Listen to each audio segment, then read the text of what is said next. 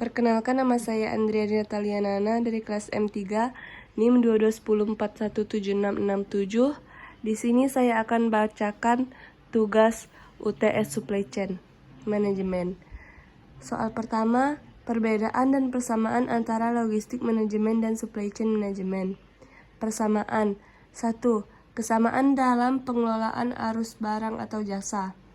2. Kesamaan dalam pengelolaan pembelian, pergerakan, penyimpanan, pengangkutan, administrasi, dan penyaluran barang. 3. Kesamaan dalam tujuan untuk meningkatkan efisiensi dalam efektivitas pengelolaan barang. Perbedaan. Logistik manajemen lebih fokus pada aktivitas seperti penggadaan, distribusi, pemeliharaan, dan manajemen persediaan. Sedangkan fokus supply chain manajemen memiliki cangkupan yang lebih luas menurut pemasaran, pengembangan produk baru, keuangan, dan layanan konsumen. 2. Pengertian supply chain, proses, tahap, dan tujuan dalam bisnis. 1. Pengertian. Supply chain management adalah kegiatan yang memanfaatkan teknologi informasi untuk mengelola semua proses yang terlibat dalam pembuatan produk, mulai dari pengelolaan barang hingga produk jadi yang sampai pada tangan konsumen. 2. Proses tahapan. 1. Pemesanan. Perusahaan membuat perencanaan produk apa saja yang akan dibuat oleh produksi berdasarkan pemesanan atau tingkat permintaan. 2. Perencanaan. Setelah pemesanan, direncanakan produksinya dengan forecasting. 3. Penggadaan. Ketika ingin produksi membutuhkan barang baku untuk diolah, perlu mempertimbangkan harga terbaik termasuk alat-alat produksi.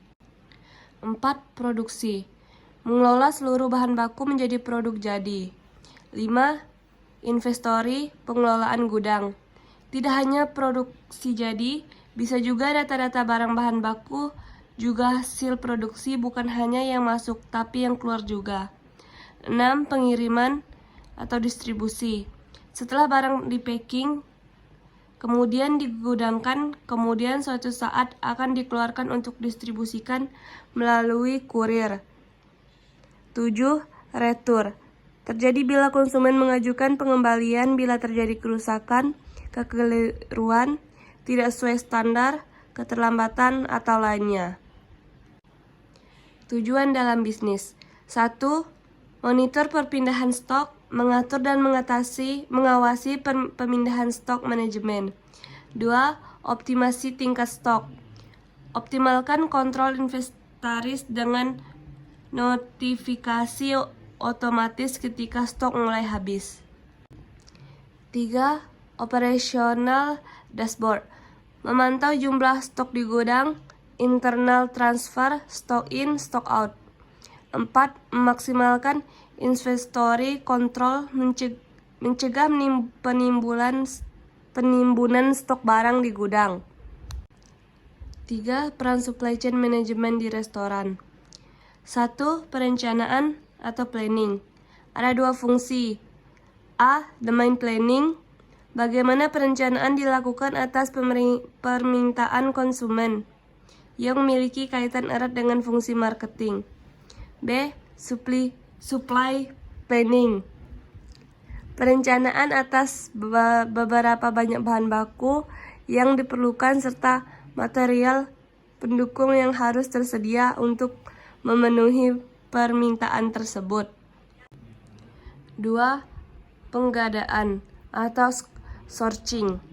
Peran SCM memastikan barang-barang yang diperlukan. Contoh, beberapa banyak persediaan daging ayam yang harus ada di freezer untuk memenuhi kebutuhan harian outlet, atau beberapa banyak paper box untuk kebutuhan PO, purchase order. 3. Produksi atau producing. Hal-hal yang perlu dikelola yaitu bagaimana standar produksi dapur atau bar, beberapa tingkat kematangan yang pas, dan bagaimana proses pengecekan kualitas atas produk jadi untuk menjaga citra rasa dan kepuasan konsumen. 4. Pengantara atau delivering. Frekuensi pengiriman, Mode transport dan biaya transfer harus direncanakan dengan baik sehingga distribusi produk dapat dilakukan dengan optimal. 4. Konsep supply chain management, tujuan supply chain management, elemen supply chain management, persediaan dalam supply chain management, dan proses bisnis supply chain management. 1. Konsep dasar supply chain management.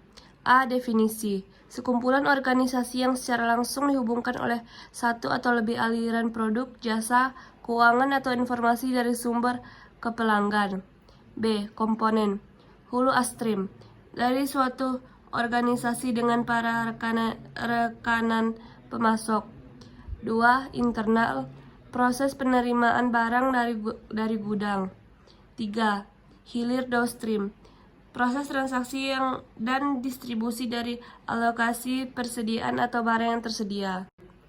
C. Siklus. 1. Plan. Proses penyeimbangan permintaan dan pasokan untuk menentukan tindakan terbaik. 2. Scrous.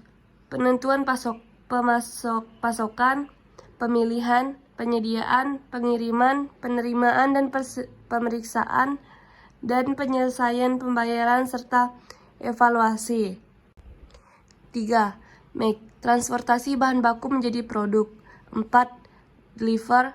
Produk untuk mengirimkan dan mendistribusikan biji ke pengguna akhir. 2. Tujuan supply chain management. 1. Mencapai biaya minimum dan tingkat pelayanan yang maksimum. 2. Memenuhi kebutuhan konsumen dan menghasilkan keuntungan. 3. Bisa memenangkan persaingan pasar. 4. Merencanakan dan mengkoordinasi semua kegiatan yang terdapat dalam SCM. 5. Memaksimalkan nilai keseluruhan yang dihasilkan untuk memenuhi kebutuhan dan permintaan customer. 3. Elemen supply chain management. 1. Planning. 2. Sourcing. 3. Manufacturing. 4. Delivering. 5. Returning. 4. Persediaan dalam supply chain management. Persediaan di sepanjang supply chain memiliki implikasi yang besar terhadap karir finansial suatu perusahaan. Persediaan muncul di berbagai tempat yang beragam bentuk dan fungsi sepanjang supply chain. 5. Proses bisnis supply chain management. 1. Proses perencanaan. 2. Proses pengadaan. 3. Proses produksi. 4. Proses distribusi. 5. Proses pengadaan produk kembali. Sekian dari saya, terima kasih.